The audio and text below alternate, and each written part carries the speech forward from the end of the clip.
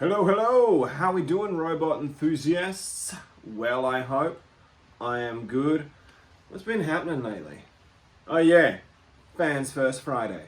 So, hopefully you're as keen to dig through some of those reveals as I am, and I'll catch you after the briggity break.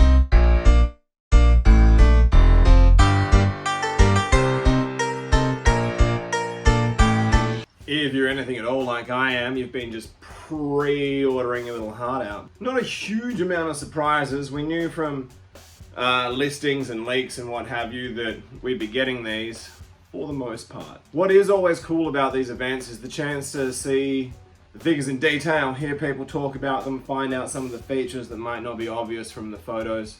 So let's dive in, shall we?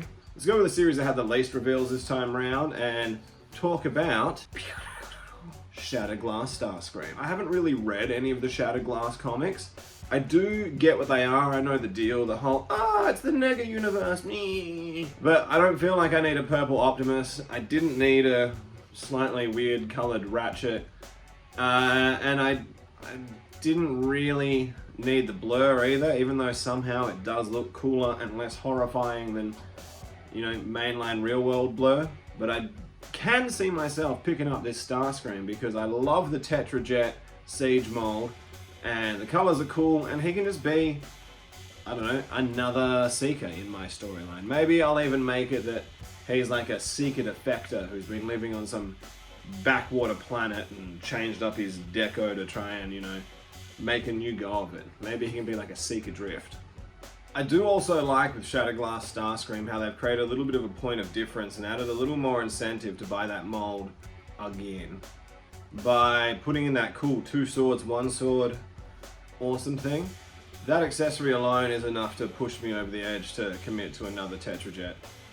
Next up, we got a couple of offerings from the Studio Series 86 line, which I'm all about. That line so far has totally been my jam, except for Willem de Cup and James Vanderblur.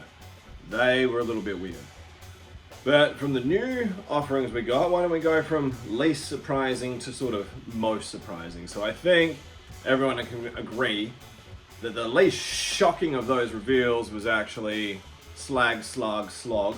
Whilst it is dope to finally, you know, have him officially and see some official photos and things like that, at this stage, what are there, 2, 3 reviews up for him? Like Tonton and Kremzek and Prime v Prime, like, you know, those dudes who have that inside track on getting stuff well early. I do think from what I've seen, I'd go on redhead, silver faceplate, or going for the black head. I don't know.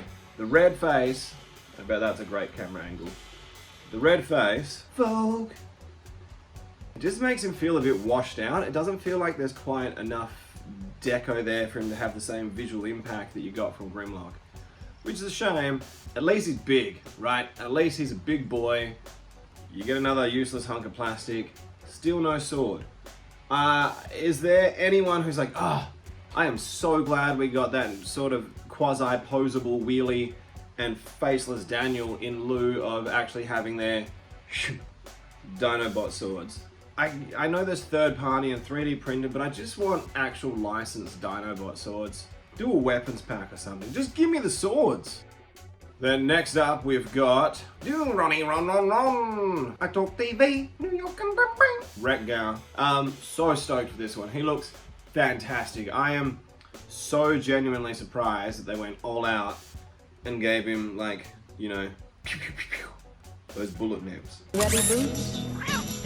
What's also awesome is that they showed off for us the fact that Wreck-Gar can dirt bike around and be a BMX bandit on another Wreck-Gar, which makes me hope all the more that we get at least, if they did like a Gen Selects Junkion 2-pack that came with 2 slightly repainted different head Junkions, I would probably buy 2 of those packs so you could have a team of 5 Junkions. I feel like, you know, that's a good little army build to be had there. So hopefully some of those rumors that we've seen about that being a possibility come to fruition and we can dare to be stupid.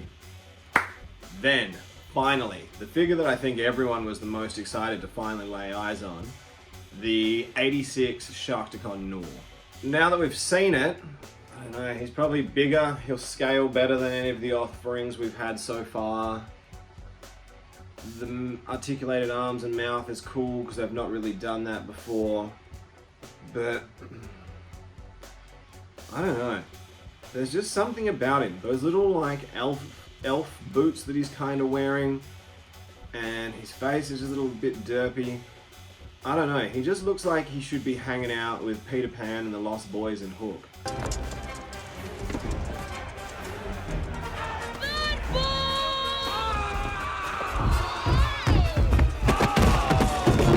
I'll obviously get one. I'll probably potentially get 2 or 3 if the price is right and the opportunity presents itself. But that figure in particular, I would really like to see some more angles, some little vids and stuff. I don't know. I just don't know if this is quite the Gnaw we've been looking for. Definitely like the best so far, but just something about that head sculpt. And I know they've got those big, bland, silver potato bodies, but I don't know, something about it. It was just sitting a little bit flat. Yeah, jury's out, right? Let's say that. Like, I don't know, he's good, and the engineering seems awesome. And it's fantastic that we're getting like a good Gnaw, like posability wise and things like that. So he's definitely a must-have, but just, again, when the whole thing is that likeness, I don't know what it is. Just something's not quite sitting right visually for me with Gnaw. I need to see more Gnaw, then I'll know for sure. It's terrible. I don't know if I'm gonna leave that in. And then finally, in a little bit of local news, just today, in Big W's on the East Coast, I'm on the West Coast, East Coast. I don't know if I'm even pointing in the right directions, but Commander Class Rodimus has been found in store, on shelves, able to be purchased by peeps. And when you couple that with the fact that also on the East Coast during the week, a couple of Galvatrons showed up. Couple of Galvatrons showed up. Yeah, Galvatron, what's the deal, huh? There's been sightings of Galvatron at Toy World stores, so that's really cool. So, like, subscribe, watch this space, because you know your boy Ham is going to do his darndest to try and get my hands on those as early as possible. And whilst we might not be, you know, Kremzek, Tauntaun, Prime versus Prime early, we'll get as early as we can, right, for actual out there on the street toy hunters, because that's how we do it. Retail, baby. So please, let me know in the comments below. Let's get into it. Let's go deep on this one. What are people vibing? What are you thinking? How many of each of these are you going to need to get? Probably just the one slug, but the others, who's going to build an army? Who's going to wait and see if we get any variations and things like that before they commit to, you know, all of them? Big thank you to everyone for watching. Big thank you to all of my subscribers and regular commenters. And let's get deep on this one. Let's get real deep in the comments. Hit me up below. Let's talk it out. What are you thinking? What are you feeling? Are we all as stoked with Wreck-Gar as I am? Who feels a little bit of trepidation when it comes to Gnaw? I want to know. I want to know how you're feeling. Transformers! Big thank you to everyone for watching. Hope you had a good time.